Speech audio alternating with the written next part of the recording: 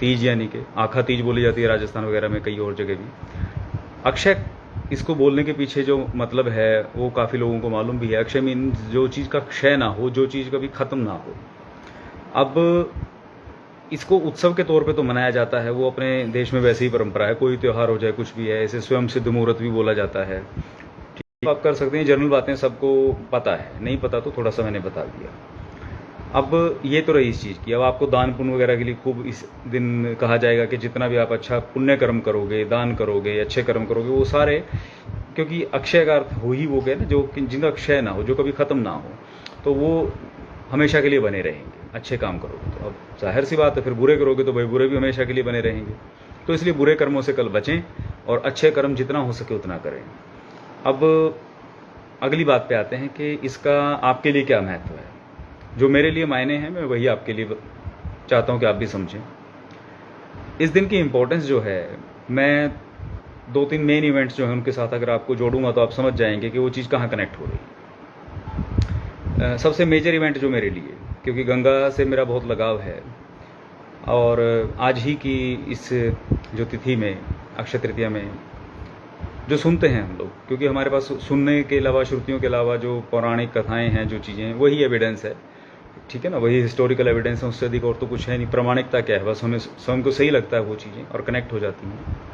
तो अक्षय तृतीया को ही भागीरथ की तपस्या सफल हो गई थी और जो गंगा हैं वो धरती पे उतरी स्वर्ग से, गंगा मैया जिनको हम कहते हैं। तो एक तो ये मेजर इवेंट है। दूसरा मेजर इवेंट है कि भगवान परशुराम का अवतरण भी यही अक्षय तृतीया के ही लगभग माना जाता है।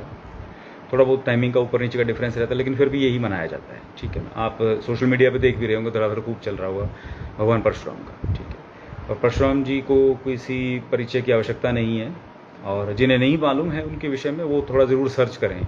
आप इतना ज़रूर मैं कहता हूँ कि अपने आप में मतलब प्राउड फील करेंगे कि मतलब आपने किसी,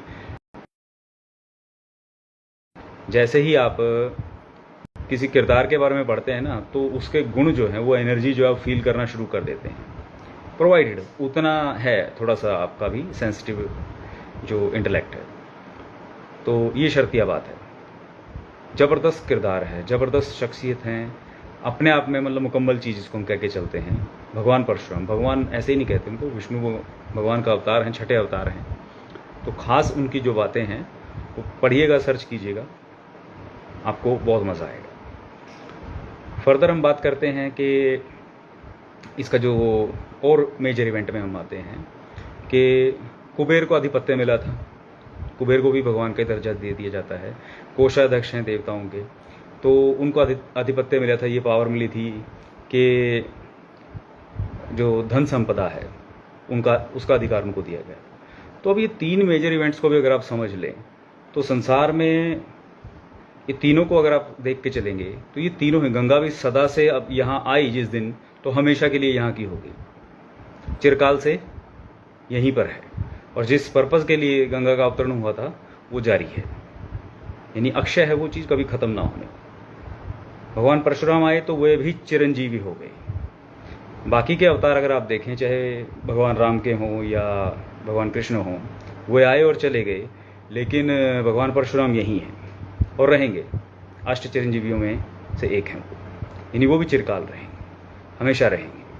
और कुबेर के पास जो धन संपदा का डिपार्टमेंट है, जो मतलब दुनिया भर में जो फाइनेंसेस का हम कह के चलते हैं, जो भी वेल्थ है, वो सारा डिपार्टमेंट उनके पास है।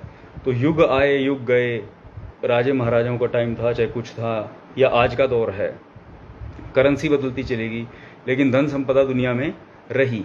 वो शिफ्ट होती चली गई, कभी किसी ब्रैकेट में, कभी किसी में, कभी ग्लोब के हिसाब से, समय अनुसार, लेकिन रही संसार में और हमेशा रहेगी। तो अब ये 3 चीज़ों को भी अगर आप कनेक्ट करेंगे, समझेंगे कि इस तिथि में जो ये 3 मेजर इवेंट जैसे हुए, स्टार्ट जो हो गए थे, आए, तो वो हमेशा के लिए जारी रहेंगे। तो इसलिए मैं आप लोगों के लिए चीज़ को जो कनेक्ट करता हूँ कि अगर आप ज़िंदगी में कुछ बड़ा करना चाहते हैं, कुछ बेहतर करना चाहते हैं, तो इस दिन को चुनिए। और इत्तेफाक से ये दिन कल है और आज हम इस पे बात कर रहे हैं, अगर कुछ भी आपके अंदर कोई प्लानिंग, कुछ बड़ा करने का कुछ भी गुंजाइश है, कोई प्लानिंग पहले की थी या कुछ भी है, वट आप उस पर काम करें, कल उसकी शुरुआत कर दें।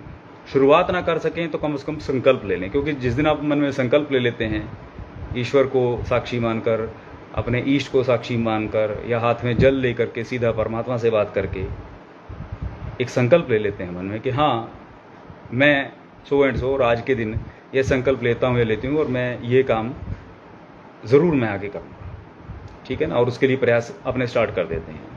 तो आप यकीन मानिए इस तिथि का प्रभाव ही कुछ ऐसा है कि जो इसमें शुरू हुआ वो कभी ख़त्म ना हो। अब ये आपके ऊपर है कि आप उस चीज़ को कैसे करते हैं। बताना मुझे बहुत कुछ था, लेकिन वो फ्लो बन ना पाया। और ठीक है, सबका अपना अपना है भाई, ठीक है, कभी पात्रता का खेल है, कभी कुछ कह के चलें, या कई बार मैं आउट ऑफ द बॉक्स होकर के सोचता हूँ कि सबको कुछ बता दें या बांट दें, लेकिन अब नहीं है तो क्या करें, है ना। होता है ना, आप कई बार घर से कुछ दान करने के लिए भी निकलो, लेकिन आगे कोई लेने वाला ना मिले भाई, तो क्या करोगे। तो वही है। तो कल के दिन का फ़ायदा उठाएं, इस तिथि का महत्व समझें। मैंने बड़े स्पष्ट एग्जाम्पल के साथ आपको समझा दिया है। अब जो भी अपने अपने स्तर पे करना चाहता है कुछ, वो कल के दिन या तो शुरुआत कर दे या संकल्प तो कम से कम ज़रूर ले ले, और फिर देखिए कैसे व्यवस्था होती चली जाती है, ईश्वर कैसे कृपा करते हैं, आपके ईष्ट कैसे आप लोगों पर कृपा करते हैं, ठीक है। जिन्होंने ज़्यादा कुछ नहीं करना है, ज़्यादा कुछ नहीं है, कोई प्लानिंग ऐसी नहीं है, कुछ बड़ा तामझाम करने नहीं, मतलब साधारण सामान्य ज़िंदगी जो है, तो वे लोग अपने इष्ट देवता की साधना कल कर सकते हैं। वैसे भी करते ही हैं वो लोग, ठीक है ना। और जो भी अपने पूर्वजों के नाम पे कुछ दान पुण्य करना है, जैसे मैंने शुरू में बोल दिया था, जो भी अच्छा कर्म आप करना चाहते हैं वो करिए। भला काम करेंगे, अच्छे काम करेंगे, तो वो भी चिरकाल तक उसका पुण्य बना रहेगा, ठीक है। तो अपनी इंक्लाइनेशन, अपने रुझान अच्छी दिशा में लेके जाएं। कल का दिन उसके लिए बहुत अच्छा है। महादेव कृपा करें, आप सबको सद्बुद्धि दें, और उम्मीद करता हूँ आप सबके जीवन को अच्छी दिशा में दें।